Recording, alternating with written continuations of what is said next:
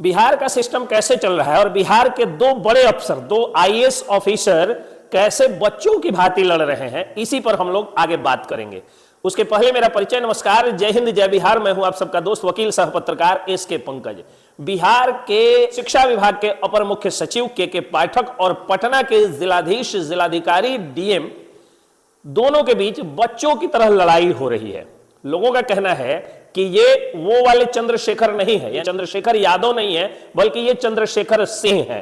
लोगों का कहना है, जो के पाठक के विरोधी हैं। अब ये चंद्रशेखर सिंह और चंद्रशेखर यादव वाली बात क्या हो गई, इसके बारे में मैं आप लोगों को बताता हूं।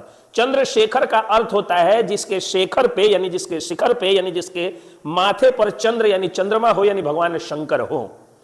तो भगवान शंकर जिसके माथे पर हो उसका नाम होता है चंद्रशेखर।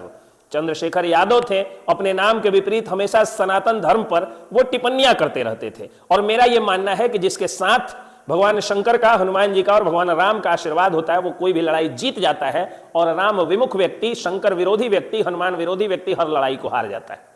तो चंद्रशेखर यादव जो थे वो के पाठक से लड़े और वो लड़ाई हार गए। शिक्षा मंत्री का पद हटा करके और उनको जो है वो गन्ना चूसने का मंत्रालय, गन्ना चुसवा मंत्री उनको बना दिया गया, यानी गन्ना मंत्री उनको बना दिया गया, चंद्रशेखर यादव को। अब चंद्रशेखर यादव वहां पे जो है वो गन्ना विभाग देख रहे हैं और इधर में चंद्रशेखर सिंह जो पटना के डीएम है वो के पाठक को लगातार जवाब दे रहे हैं। दरअसल मामला ये बना कि ज्यादा ठंडी को देख करके और बच्चों का स्कूल डीएम साहब ने बंद कर दिया। बिहार के कई जिलों के डीएम ने ज्यादा ठंड को देखते हुए और बच्चों के लिए स्कूल को बंद कर दिया। उसके बाद अपर मुख्य सचिव शिक्षा विभाग के पाठक जी आते हैं और आकर के कहते हैं कि बार बार स्कूल बंद करने की परंपरा को खत्म किया जाना चाहिए। मॉल, फिल्म, कोचिंग इंस्टीट्यूशन ये सभी खुले रहते हैं, तो स्कूल क्यों बंद? समाज के जानकारों का कहना है, समाजवाद के जानकारों का कहना है कि स्कूल में छोटे छोटे बच्चे जाते हैं जिन पर ठंड का असर ज्यादा पड़ जाता है, और कोचिंग में थोड़े बड़े बच्चे जाते हैं, यानी बालिग या बालिग होने वाले बच्चे जाते हैं, यानी 14-15 के बाद वाले बच्चे जाते हैं,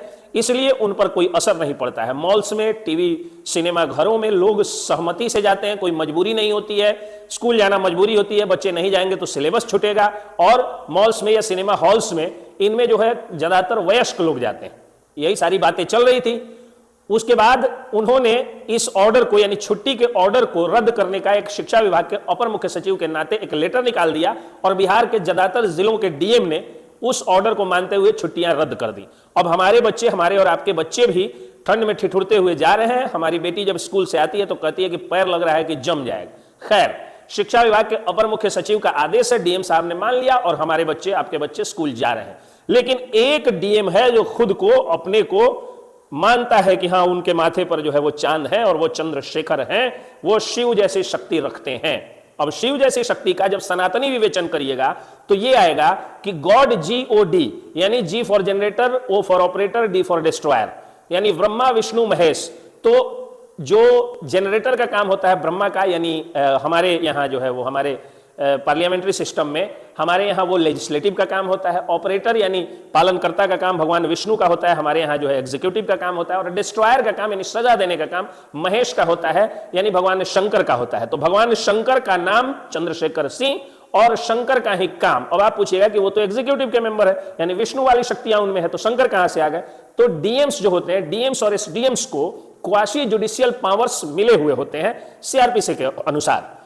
इंडियन कॉन्स्टिट्यूशन उनको क्वासी जुडिशियल पावर देता है। तो क्वासी जुडिशियल पावर का मतलब होता है अर्ध न्यायिक शक्ति, यानी सीआरपीसी 141 का हवाला देते हुए कोई भी डीएम जब चाहे विषम परिस्थितियों में अपने जिले के किसी भी संस्थान को, किसी भी सड़क को, किसी सार्वजनिक स्थल को बैन कर सकता है, छुट्टी कर सकता है, रोक लगा सकता है। और यही शक्तियों का यूज करते हुए डीएम साहब ने भी यह काम किया और हवाला भी उन्होंने यही दिया। लगातार लेटर वार शुरू हो गया। बच्चों की तरह दोनों आईएएस ऑफिसर लड़ते हुए नजर आए। मामला बच्चों का था तो बचकानी हरकत भी आ रही है सामने इन लोगों की, और ये लोग लड़ते हुए नजर आ रहे हैं। फिलहाल पटना के डीएम साहब डटे हुए हैं क्योंकि उनके पास अर्ध न्यायिक शक्ति है, सीआरपीसी के 144 है। और इधर के पाठक जिनको मुख्यमंत्री का वरदहस्त प्राप्त है और मुख्यमंत्री की शक्तियां उनको मिली हुई है, मुख्यमंत्री के वो चहेते हैं, शिक्षा मंत्री तक को बदलवा देने की शक्ति उनमें है, ऐसी चर्चा हो रही है। इसलिए वो भी डटे हुए हैं। देखना है कि हारता कौन है और जीतता कौन है। हालांकि के पाठक जी इसके पहले भी राज्यपाल से फटकार खा चुके हैं, राज्यपाल उनकी क्लास लगा चुके हैं। जय हिंद, जय